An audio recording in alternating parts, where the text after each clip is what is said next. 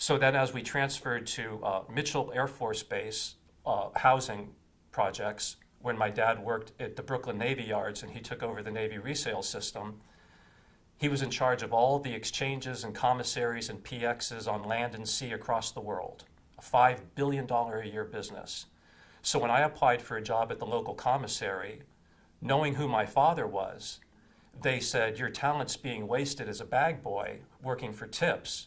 We want to introduce you to Michael Pappas, who handles the McCormick Spice account. He needs a rack jobber. So I'm interested. What's rack jobbing? Well, rack jobbing is where the store itself doesn't take care of the inventory, orders, or placement.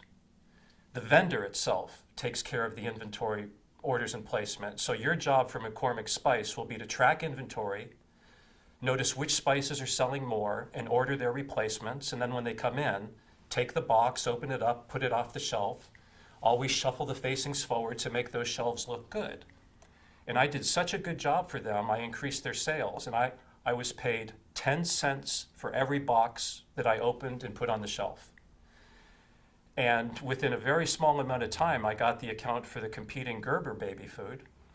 I got the account for Armour meats, and then finally for Oscar Mayer meats. Well, I was a student in 9th grade. I needed to go to school and do homework. I had enough accounts for a full-time job.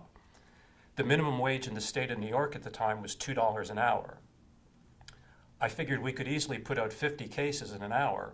So I hired 2 of my buddies and I paid a minimum wage, and I started my first business as a rack job entrepreneur.